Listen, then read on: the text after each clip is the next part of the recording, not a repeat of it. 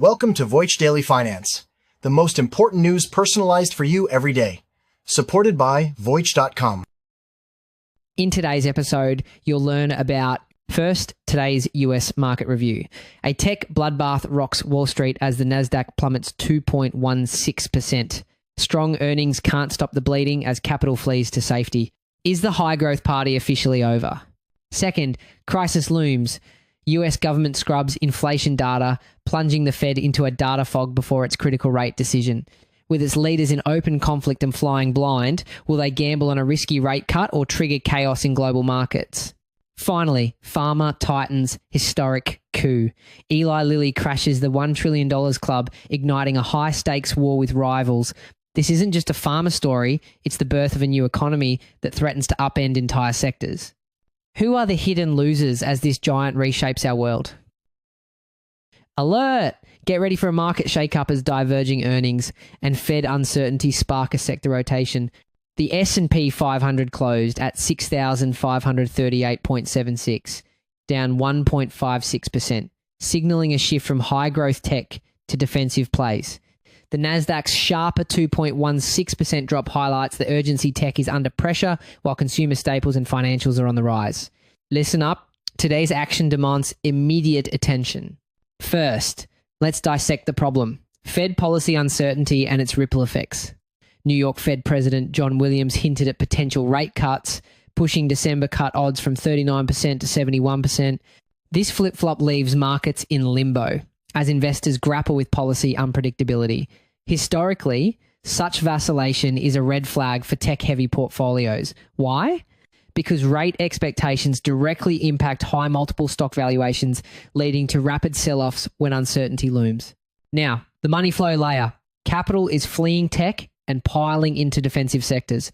The VIX spiked to 26.42, reflecting heightened volatility.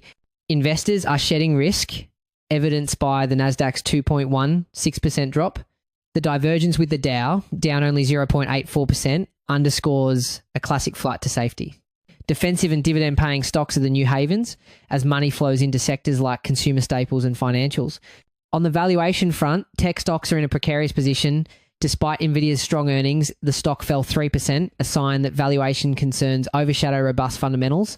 The tech sell-off, driven by macro fears rather than company-specific issues, signals a repricing of high multiple growth stocks.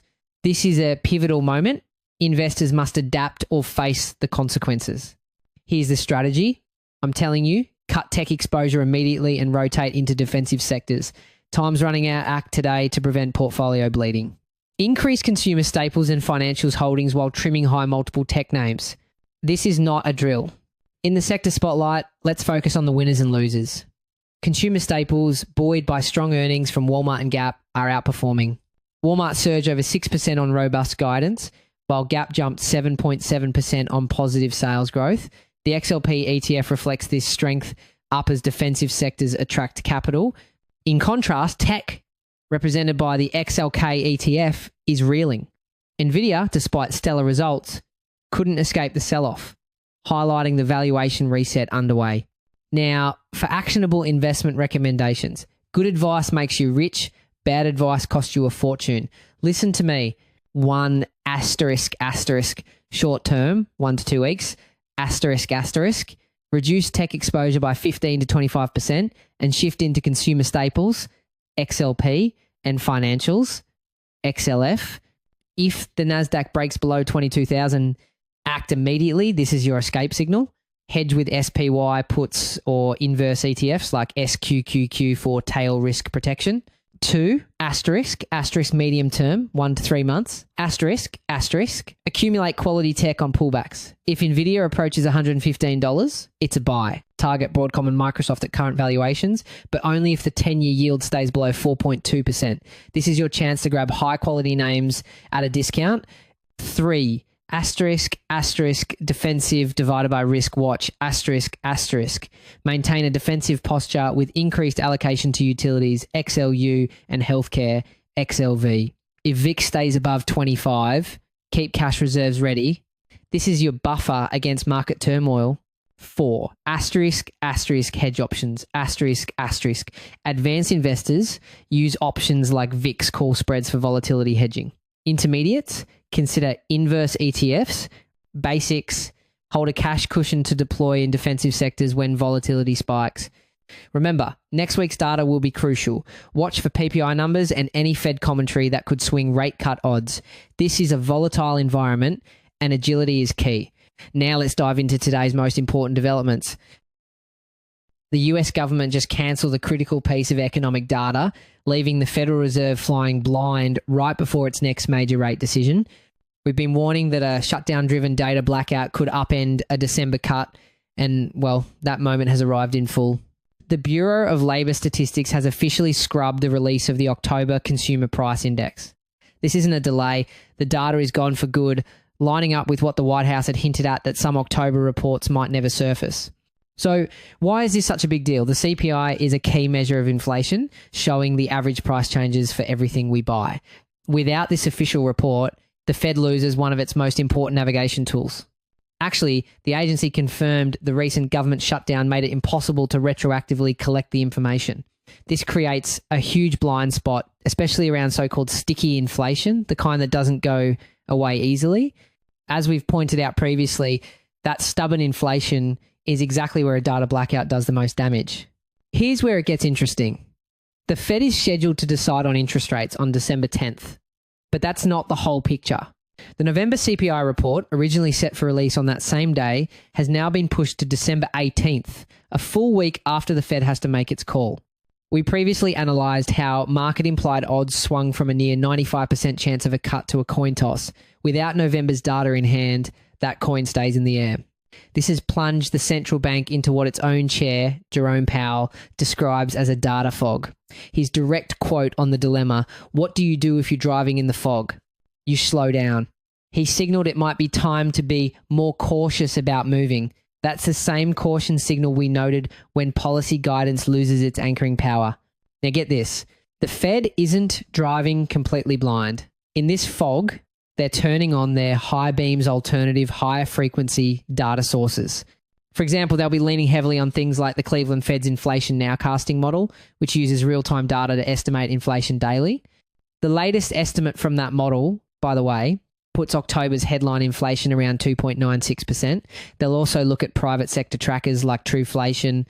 The thing is, while these tools are sophisticated, they aren't the official heavily vetted government numbers, which increases the risk of a policy mistake. When unofficial gauges replace official ones, the credibility gap widens and volatility follows. This is where the situation takes a more complex turn. While the chair preaches caution, New York Fed President John Williams says he thinks there is room for a further adjustment in the near term, strongly implying a rate cut is still on the table. This sets up a dramatic internal conflict, especially since we recently highlighted other Fed presidents signaling a high bar for more easing, making consensus even harder. And the data blackout is even wider. The Fed's primary inflation gauge, the Personal Consumption Expenditures Price Index, has also been postponed indefinitely. Believe it or not, the Fed's indecision effectively exports US policy uncertainty to the rest of the world. Central banks from Europe to the UK are now also forced into a holding pattern. This uncertainty tends to strengthen the US dollar as investors seek safety, which in turn tightens financial conditions globally. For a Chinese-speaking audience, this matters because a stronger dollar puts downward pressure on the RMB exchange rate. This is exactly how uncertainty transmits through a stronger dollar and tighter global conditions. With its most vital inflation tools offline and its own leaders sending mixed signals, the Federal Reserve is forced to make a critical decision based on an incomplete picture. The larger issue this raises is one of institutional reliability. Markets have long operated on the assumption that core US economic data is a gold standard. This disruption may force investors to start pricing in a new risk premium for this kind of institutional decay. The outcome on December 10th now carries a new level of unpredictability for global markets. Now, let's pivot from the fog of government data to a company seeing its future with crystal clear trillion-dollar vision. A pharmaceutical company just crashed the trillion-dollar party, a milestone previously reserved for tech titans. Eli Lilly has officially become the first healthcare firm in history to reach a $1 trillion market capitalization, joining an exclusive club with giants like Microsoft and Apple. We previously analysed how expanding access and policy shifts could supercharge adoption of GLP-1 drugs, and now it seems markets are pricing in that exact potential. What's really fascinating is how the market is viewing these drugs not just as medicine, but as scalable tech platforms. It all comes down to the massive total addressable market, or TAM. This view helps justify the extreme valuation, but it also brings a new risk. The pharmaceutical sector is now exposed to tech-like volatility. If the predicted adoption wave materializes, driven by expanded Medicare access, TAM expands dramatically, and so does the headline sensitivity that comes with it. And here's a consequence most people aren't thinking about. With this new valuation, Eli Lilly has broken into the top 10 of the S&P 500 index. This decision brings both a new level of concentration risk to the index and comes with the inherent challenge to the very idea of diversification in index funds. It makes the broader market, and thus the retirement accounts of millions, more sensitive to news from a single non-tech company, things like a clinical trial result or a patent dispute. The fuel for this rocket ship, 2 blockbuster drugs, Zepbound for weight loss and Mounjaro for diabetes. The sales figures are jaw-dropping. In its latest quarter, Mounjaro revenue surged 109% year over year to $6.52 billion.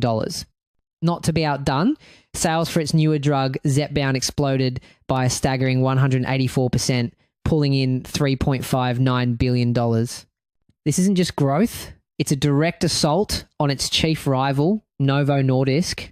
Eli Lilly's core technology targets 2 key gut hormones, while Novo Nordisk's blockbusters target only one, a strategic difference investors are betting on. And the clinical data really underscores this difference. Trials have shown that Eli Lilly's Zepbound can lead to an average weight loss of over 20%, substantially higher than the roughly 14% seen with Novo Nordisk's Wegovy. This rivalry is starting to look like a classic tech duopoly, like Apple versus Samsung, with the next battleground being manufacturing scale and the race for an oral pill version.